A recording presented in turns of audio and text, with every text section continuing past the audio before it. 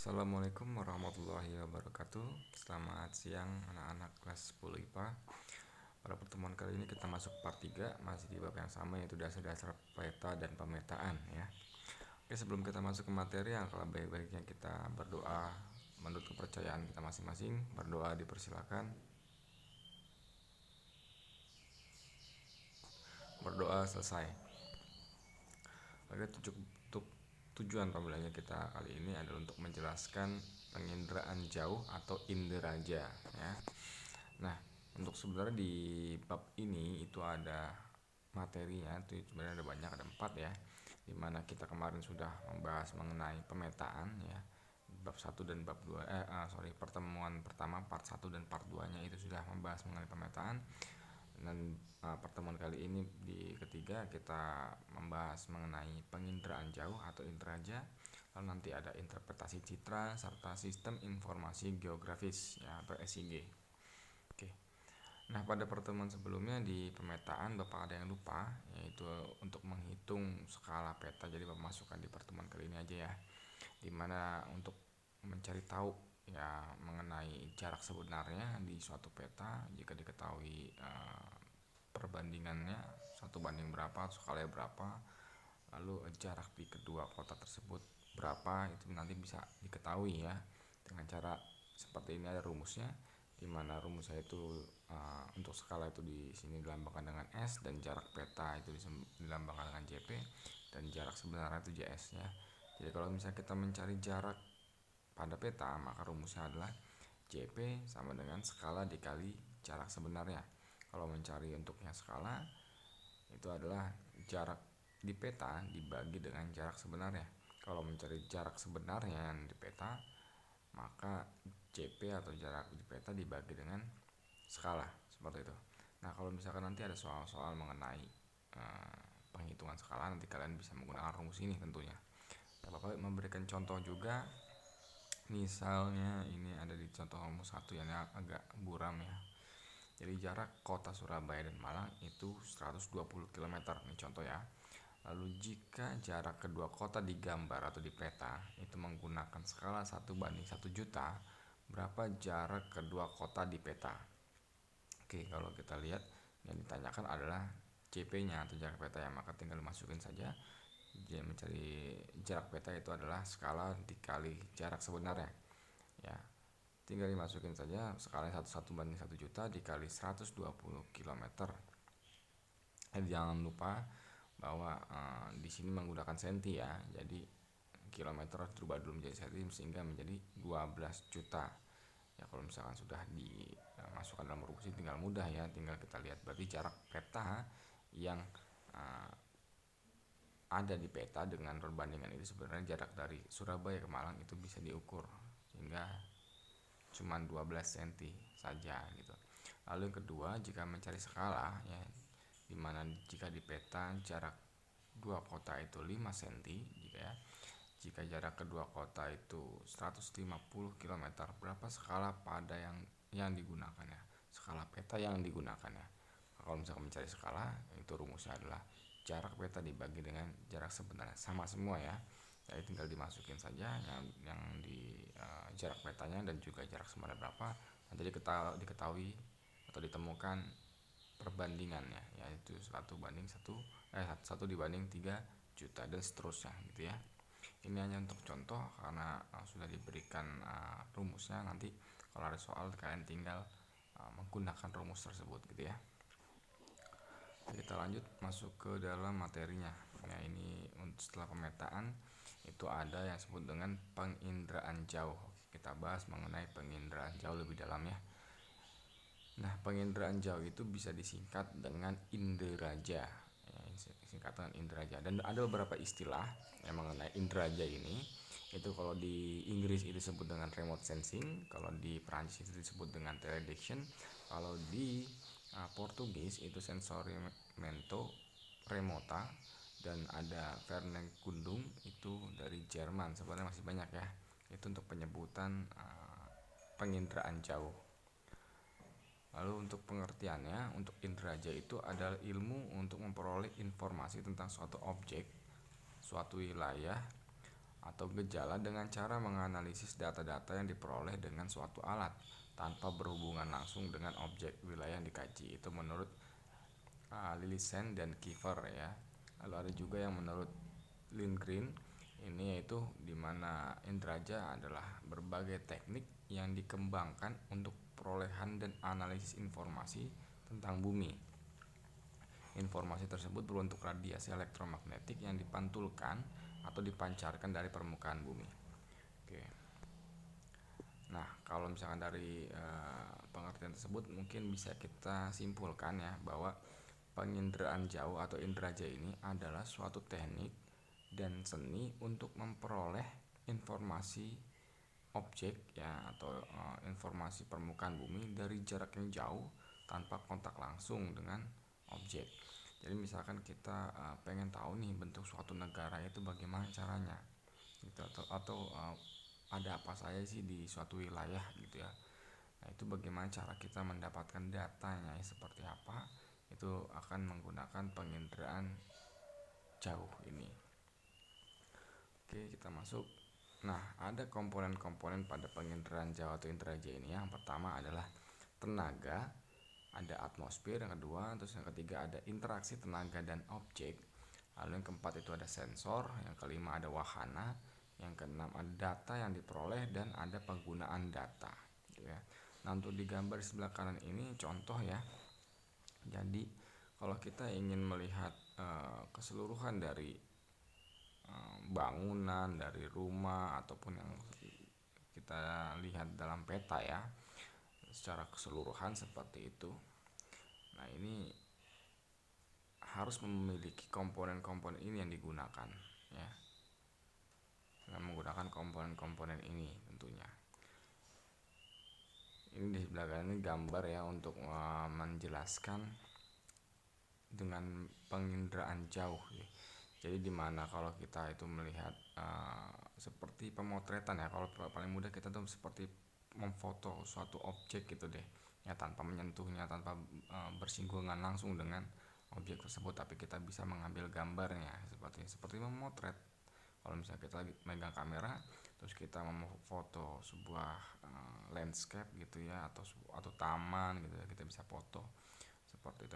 Sama juga dengan penginderaan jauh, mirip seperti, tapi ini lebih luasnya lagi ya. Kalau penginderaan itu lebih luasnya lagi, semua objek bisa diambil oleh dia gitu. Oke, kita bahas satu persatu mengenai komponen inderajanya. Oke, yang pertama ada tenaga, di mana inderaja harus memiliki sumber tenaga, dan tenaga ini secara ada yang alami, ada yang secara buatan ya. Nah, tenaga ini mengenai permukaan bumi kemudian dipantulkan. Jadi tenaga yang dimaksud di sini adalah cahaya, tentunya cahaya yang dari matahari itu, dan juga ada yang dari buatan ya. Kalau alami itu dari matahari, dan buatan tuh ada ya seperti flash, kilatan seperti itu ya. Kalau di kamera handphone kita pasti ada flash ya untuk memperjelas gambar gitu kan. Nah, di sini juga sama. Jadi ada tenaga aktif dan juga tenaga pasif ya.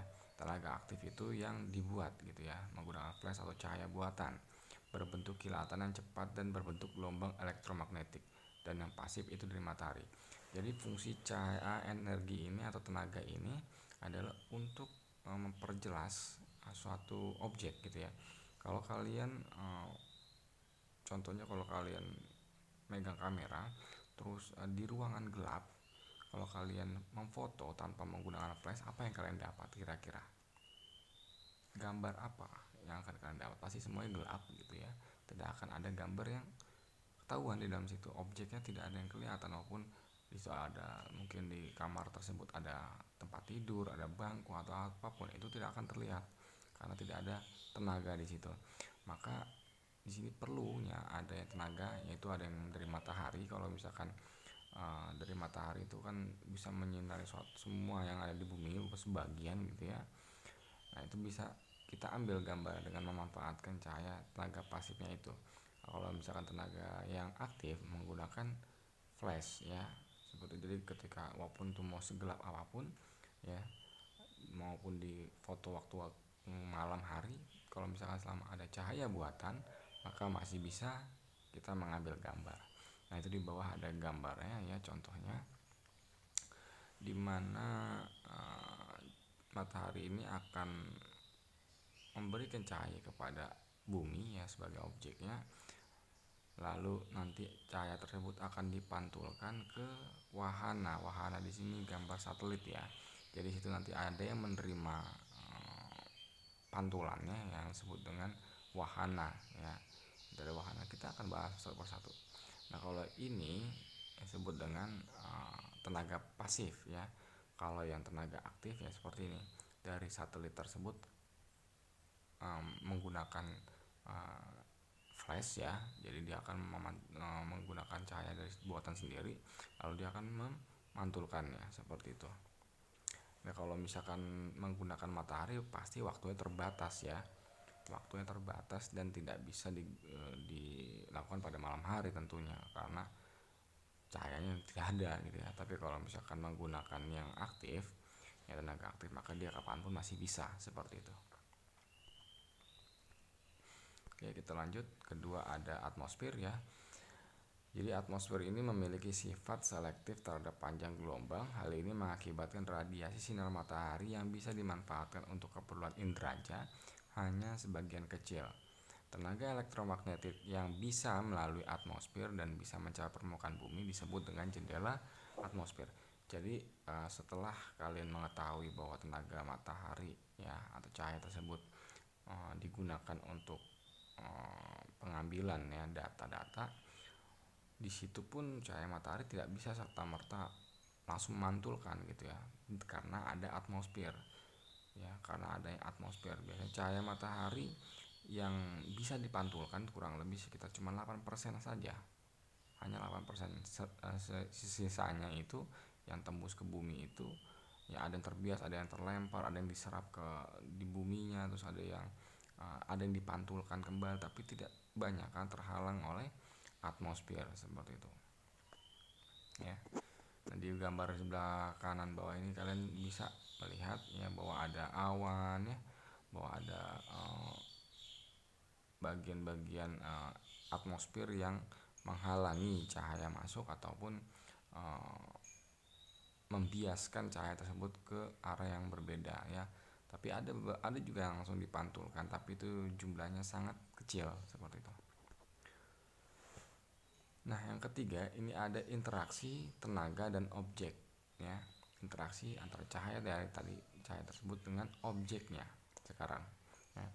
Tenaga yang memancarkan cahaya tersebut ke permukaan bumi atau objek yang akan memantulkan dan direkam oleh alat sensor.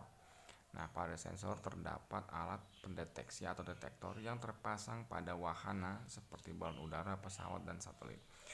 Jadi nanti interaksinya seperti ini. Tenaga atau cahaya tadi yang ditembakkan atau disinarnya itu ke bumi gitu, ada ke objek apapun yang ada di bumi, itu akan dipantulkan kembali ya. Cahaya tersebut akan dipantulkan kembali dan akan direkam oleh suatu sensor, nanti ada sensornya.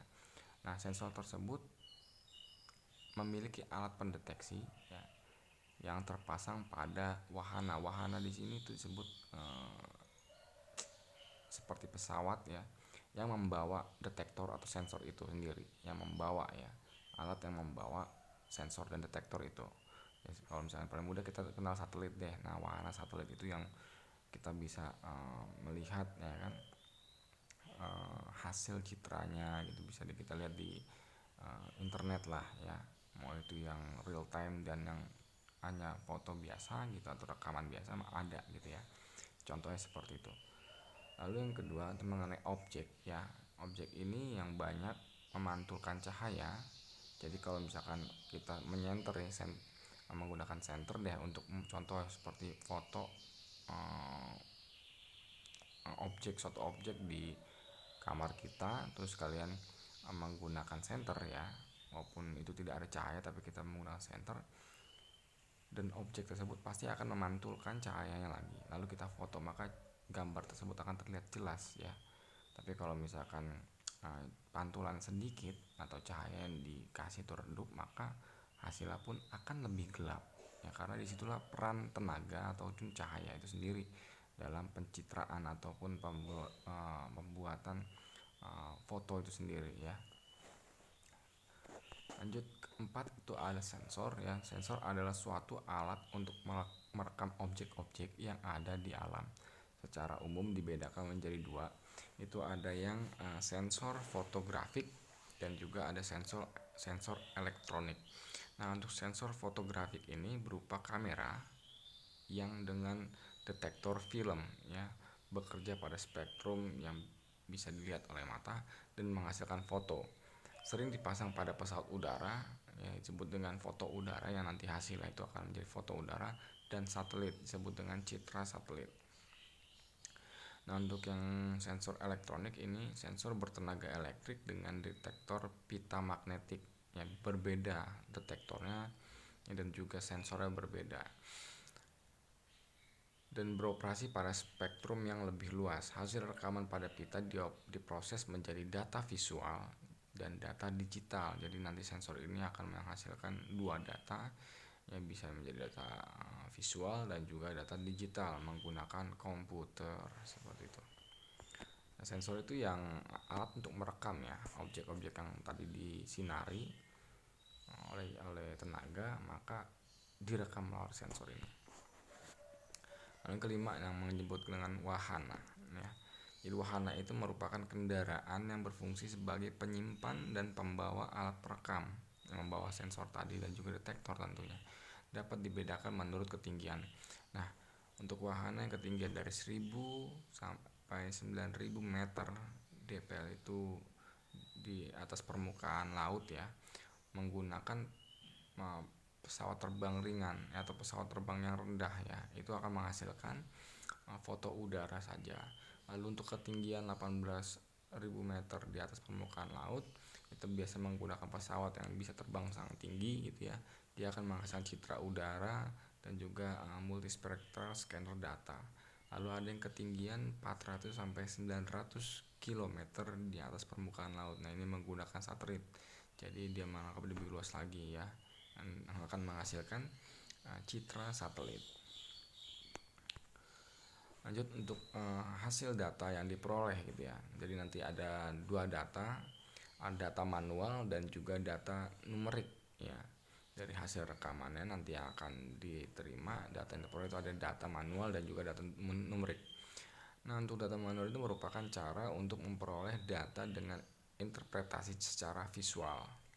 Yang diperlukan alat bantu seperti stereoskop. Jadi stereoskop ini adalah alat untuk melihat gambar ya, dua gambar seperti tiga dimensi lah, inti seperti itu. Itu alat, nanti kalian bisa searching ya untuk alatnya. Lalu yang kedua ada yang numerik, itu merupakan cara untuk memperoleh data dengan menggunakan komputer. Jadi lebih ke arah digitalnya gitu ya. Nah, di gambar bawahnya ini itu ada proses ya, misalkan ada tenaga matahari ini ya. Oke, ini tenaga matahari ini dia menembakkan cahayanya itu, misalkan di sini ada suatu wilayah ya, objeknya suatu wilayah, suatu kota gitu ya. Lalu nanti data tersebut akan dipantulkan dan diterima oleh sensor ya. Ini yang secara pasif ya tadi ya. Nah, kalau secara aktif ini bisa menggunakan flash ataupun cahaya buatan ya. Dari sensor ini bisa langsung menembakkan ke suatu wilayah dan kembali lagi seperti itu. Nah, yang dihasilkan itu nanti ada data visual dan juga data digital ya. Data visual dan juga data digital. Nanti ada yang menjadi citra seperti ini dan juga ada yang tiga dimensi seperti ini. Oke, itu untuk data yang diperoleh ya. Lanjut ke 7, setelah data yang diperoleh, apa yang akan dilakukan itu adalah penggunaannya yang harus digunakan data tersebut. Nah, penggunaan data adalah orang atau lembaga ya, bisa digunakan oleh lembaga manapun yang memerlukan data peta tersebut ya, dari inderaja. Jadi dia mau menggunakan peta tersebut, yaitu bisa orang, bisa lembaga tentunya. Nah, data penginderaan jauh dapat dimanfaatkan dalam berbagai bidang tentunya. Bidang apa saja bisa digunakan gitu ya. Lalu untuk kerincian, keandalan, dan kesesuaian terhadap kebutuhan sangat menentukan diterima atau tidaknya hasil inderaja oleh para pengguna. Jadi di sini harus ditampilkan ya data tersebut secara rinci, secara sesuai atau tidak gitu ya. Maka lembaga tersebut akan menilai kira-kira ini bisa digunakan atau tidaknya, seperti itu penggunaan data. Nah, untuk informasi mengenai komponen ini cuma sampai 7 saja gitu ya. Maka Bapak memberikan tugas di sini. Yang pertama adalah coba kalian cari pengertian mengenai citra ya. Itu boleh kalian cari dari beberapa ahli ya tentunya, minimal 2 ahli deh, minimal 2 ahli kalian cari apa sih pengertian dari citra gitu ya. Lalu yang kedua, buatlah gambar proses inderaja beserta komponen yang sama seperti tadi saya kasih contoh-contoh gambar agar kalian lebih memahami proses dari inderaja ini sendiri, seperti itu. Oke, untuk pertemuan kali ini kita cukupkan di inderaja dulu. Besok minggu depan kita akan masuk ke interpretasi citra ya. Sehingga di sini kalian harus mencari apa pengertian citranya dulu menurut para ahli gitu ya. Oke, untuk pertemuan kali kita cukup di sini. Kurang lebih ya mohon maaf. Sampai jumpa di pertemuan berikutnya. Wassalamualaikum warahmatullahi wabarakatuh.